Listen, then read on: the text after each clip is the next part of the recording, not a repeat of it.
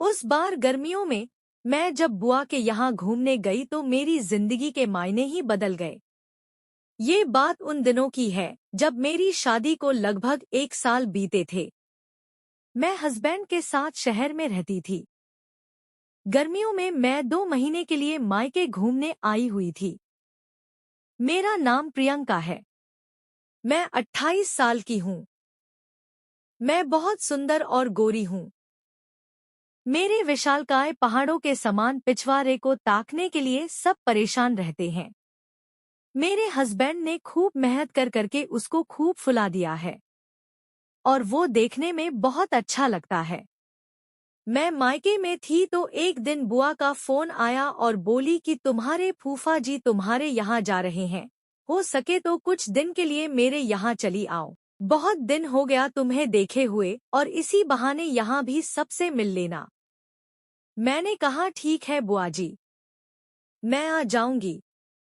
उसके बाद अगले दिन फूफा जी आए और मैं उनके साथ बुआ के घर चली गई। बुआ मुझे देखकर बाहर खुश हुई और बोली भगवान तुम्हें हमेशा ऐसे ही खुश और सुखी रखे। वहाँ बुआ और उनका लड़का आरव था। आरव ग्रेजुएशन कर रहा था और वो बहुत स्मार्ट था। मुझे देखते ही वो बहुत खुश हुआ और बोला आप तो शादी के बाद एकदम चेंज हो गई हो। लगता है जीजाजी ने खूब मेहनत की है।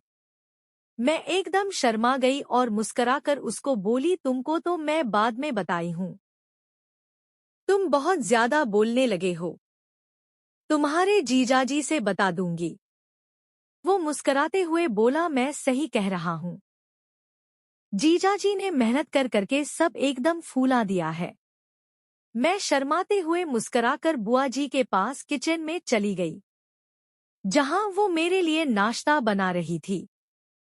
फिर बुआ ने हम लोगों के लिए अच्छा सा नाश्ता बनाया और मैं नाश्ता करके बुआ के साथ बैठकर बात करने लगी। बुआ ने मेरी ससुराल का सब हाल चाल पूछा। फूफा जी आरव को लेके मार्केट चले गए थे। वहां से उनको कुछ सामान लाना था। जब वो लोग शाम को लौटे तो बुआ ने कहा आरव ले जाओ प्रियंका को मार्केट घुमा लाओ। उसके बाद हम लोग मार्केट घूमने गए। वहां हम लोगों ने आइसक्रीम खाई और फिर वापस आ गए। वापस आने पर बुआ ने अच्छा सा खाना बनाया था। फिर हम लोग खाना खाकर सोने की तैयारी करने लगे।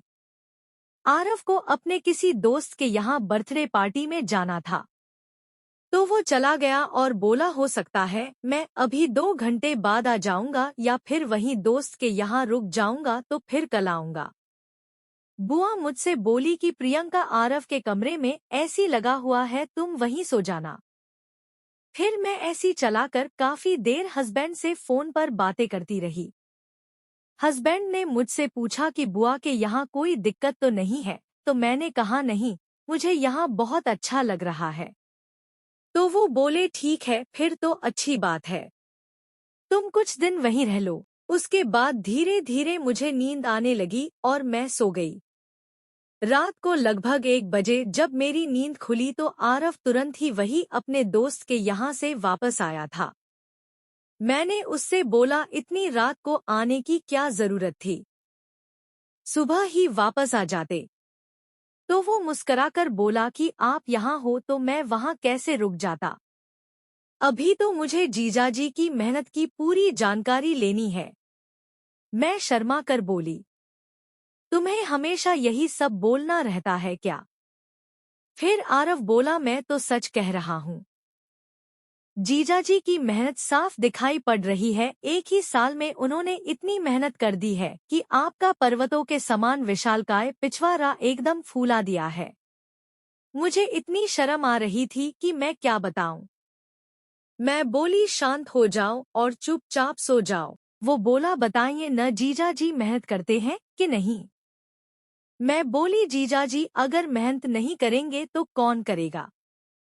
फिर वो मुस्कुराकर बोला थोड़ी मेहनत करने का मौका तो मुझे भी मिलना चाहिए। मैं शर्मा गई और बोली तुम उतनी मेहनत कर नहीं पाओगे। वो हंसा और फिर उसने उस रात मुझे उस सुख का एहसास करवाया जो मेरे हस्बैंड भी कभी नहीं करवा पाए थे। उसने मुझे इतना आनंद दिया कि मैं एकदम तृप्त हो गई। मुझे इतना सुख मिला कि मैं एकदम आनंदित हो उठी। उसके बाद तो मैं बुआ के यहाँ 1 महीने तक रही और जब भी समय मिलता मैं सुख प्राप्त कर लेती थी। मुझे उस गर्मी की छुट्टी में इतना आनंद आया कि मैं आज भी याद करती हूँ तो मुस्करा उठती हूँ।